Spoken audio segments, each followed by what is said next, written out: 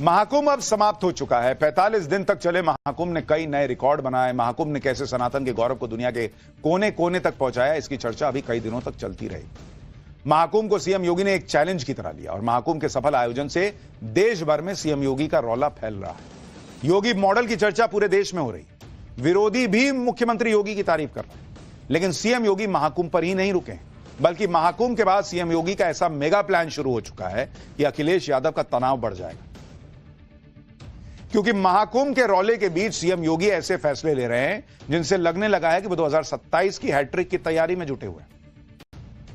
योगी आदित्यनाथ ने कैसे हर घर जल की तर्ज पर यूपी में हर घर महाकुंभ पहुंचाने का बीड़ा उठाया है, आज उसके बारे में बताऊं।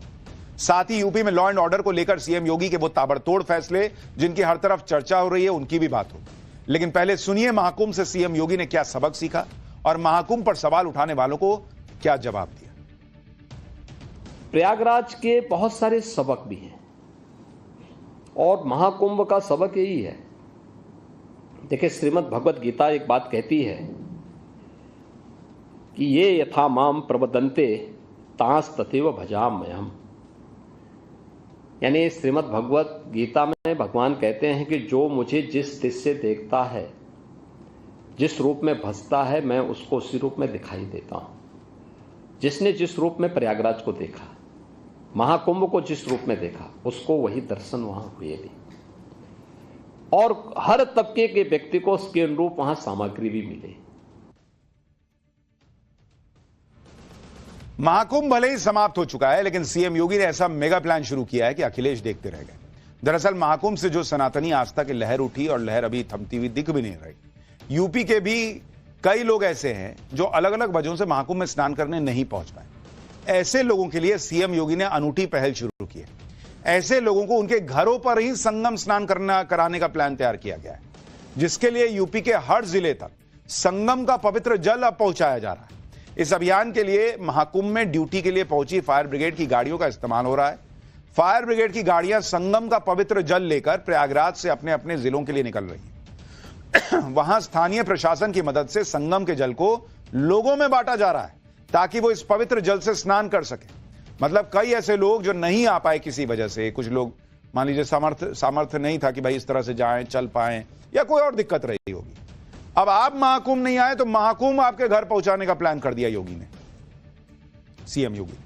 यूपी के संभल में भी लोग बेसब्री से महाकुंभ के पवित्र जल का इंतजार करते नजर आए। जैसे ही फायर ब्रिगेड की गाड़ी संगम का पवित्र जल लेकर संभल पहुंची, सबसे पहले उस गाड़ी की पूरे विधि विधान के साथ पूजा की गई। आज संभल के श्रीवंश गोपाल तीर्थ मंदिर और प्राचीन क्षेमनाथ तीर्थ मंदिर के कुंड में संगम से आए पवित्र जल को छिड़का गया। ये देखिए, उस कुंड में संगम का आया हुआ पानी मिला दिया गया ताकि इस कुंड को संगम मानकर लोग आस्था की डुबकी लगा सकें। अगले कुछ दिनों में संगम के पवित्र जल को संभल में सनातनी इतिहास से जुड़े 68 तीर्थों और 19 कूपों में डाले जाने का प्लान। संभल में संगम का पवित्र जल पहुंचने पर कैसा माहौल रहा, जरा ग्राउंड जीरो से एक रिपोर्ट देखिए। संगम त्रिवेणी का पवित्र जल संभल पहुंच चुका है और यहाँ पर बाकायदा तिलक कर जो है वो मंत्रोच्चार करके इस फायर ब्रिगेड की गाड़ी का स्वागत जो है किया जा रहा है। ये देखिए, पुष्प किया जा रहा है। तो सनातनी परंपरा में किस तरीके से एक फायर ब्रिगेड की गाड़ी जो पवित्र संगम जल लेकर आ रही है, उसका भी मान जो है यहाँ पर बढ़ा हुआ। संगम से लाए हुए पवित्र जल को इस वक्त संभल के बने हुए इस वंश गोपाल तीर्थ के सरोवर में डाला जा रहा है। और आप देखिए, इस वक्त तमाम वो लोग, संभल के तमाम जो निवासी हैं, वो हर हर महादेव का नारा लगाते आपको तस्वीरों में नजर आ। मुख्यमंत्री योगी आदित्यनाथ ने उत्तर प्रदेश के हर जिले तक महाकुंभ के पवित्र जल को पहुंचाने के लिए इंतजाम किया है। इसकी डिटेल आपको बताता हूं। दरअसल फायर ब्रिगेड की 300 से ज्यादा गाड़ियां संगम का पवित्र जल लेकर निकली हैं, जिनकी क्षमता 1200 से लेकर 12,000 लीटर तक की। इन गाड़ियों के जरिए यूपी के सभी 75 जिलों में संगम का पवित्र जल पहुंचाया जा रहा है। इन गाड़ियों से पहुंचे संगम के पवित्र जल को लोगों तक पहुंचाने के लिए हर जिले के डीएम को बाकायदा चिट्ठी भेज दी गई है।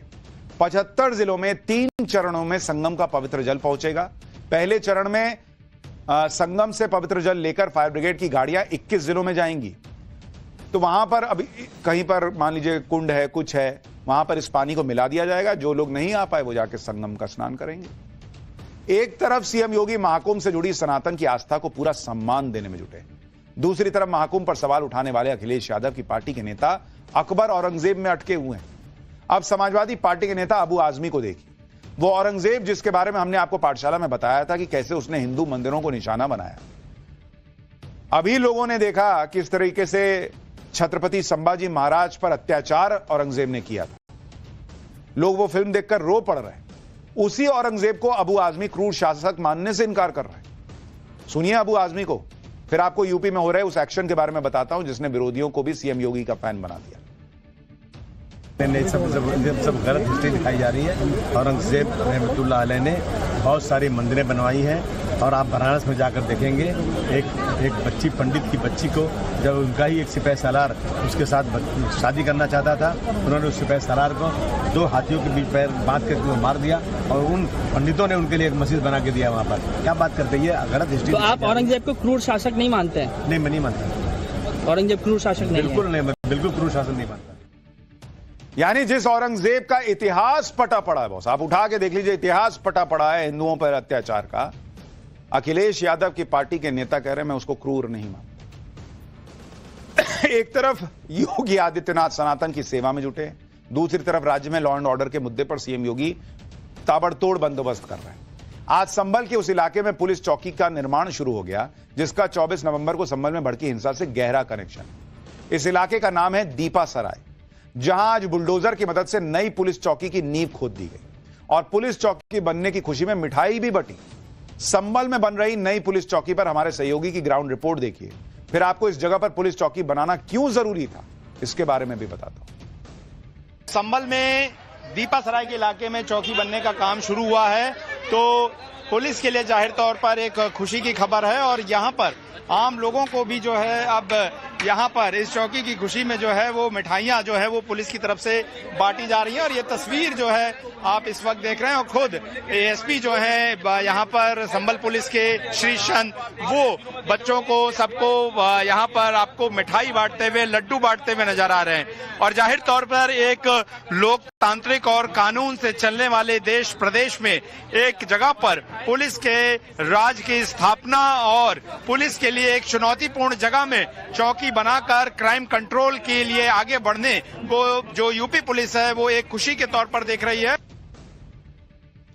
संभल के जिस दीपा सराय इलाके में नई पुलिस चौकी बनाई जा रही है उसकी जरूरत क्यों पड़ी, यह वजह भी आपको समझनी चाहिए। संभल का दीपा सराय वही इलाका है जहां संभल के सपा सांसद जियाउर रहमान बर्क का घर है। सपा सांसद बर्क को संभल हिंसा के मामले में आरोपी नंबर 1 बनाया गया। बर्क पर 24 नवंबर को हिंसा के लिए लोगों को उकसाने का आरोप है। इसके साथ ही दुबई में छिपा बैठा गैंगस्टर शारिक साठा भी इसी इलाके से है, जिसे जांच के बाद पुलिस ने हिंसा का मास्टरमाइंड बताया। आरोप है कि शारिक साठा ने ही संभल में 24 नवंबर की हिंसा के बहाने सनातनी वकील विष्णु जैन की हत्या की साजिश रची थी। पुलिस ने विष्णु जैन की हत्या की साजिश के में शामिल शारिक साठा के जिस गुर्गे मोहम्मद गुलाम को गिरफ्तार किया है वो भी दीपा सराय इलाके का ही रहने वाला है। यूपी में जिस तरह लॉ एंड ऑर्डर को लेकर योगी आदित्यनाथ ने मामला टाइट किया है उसने विरोधियों को भी सीएम योगी का फैन बनने पर मजबूर कर दिया है। जैसे पश्चिम बंगाल की ममता सरकार में मंत्री फिरहाद हाकिम को सुनिए। पश्चिम बंगाल में कानून व्यवस्था का क्या हाल है ये तो किसी से छिपा नहीं। और जब पिछले दिनों जादवपुर यूनिवर्सिटी में फिरहाद हाकिम की गाड़ी पर कुछ लोगों ने हमला कर दिया था तो उन्हें योगी आदित्यनाथ और यूपी के योगी मॉडल की याद आ गई। फिरहाद हाकिम ने कहा कि सीएम योगी के राज्य में लॉ एंड ऑर्डर टाइट है, वहां गुंडागर्दी करने वालों के पैर तोड़ दिए जाते हैं। यानी ममता के मंत्री भी कह रहे हैं कि भाई योगी मॉडल ही सही लग रहा है, लेकिन विरोध तो होता ही है। ब्रेक के बाद पाठशाला में आपका फिर से स्वागत है। जो लोग मोदी सरकार के वक्फ संशोधन बिल पर सवाल उठा रहे हैं उन्हें मध्य प्रदेश की यह खबर जरूर देखनी चाहिए। मध्य प्रदेश के रायसेन जिले में हिंदुओं को वक्फ बोर्ड की तरफ से घर खाली करने का नोटिस मिला है। माखनी गांव में हिंदू परिवारों के घरों को वक्फ ने अपना बता दिया। इस गांव में पुश्तों से रह रहे 7 हिंदू परिवारों को वक्फ ने धमकी दी है कि अगर उन्होंने 7 दिन के अंदर जमीन खाली नहीं की तो मकानों को तोड़ दिया जाएगा। वक्फ बोर्ड के मुताबिक कब्रिस्तान की जमीन पर कब्जा करके मकान बनाए गए। हालांकि सरकारी रिकॉर्ड के मुताबिक जिस जमीन पर वक्फ दावा कर रहा है वो सरकारी जमीन है और सरकारी जमीन के पास हिंदुओं के मकान हैं जिन्हें भी वक्फ अपना बता रहा है। तो मतलब यही हिसाब चलता है, तो फिर वक्फ बोर्ड को लेकर उसमें संशोधन की बात होती है तो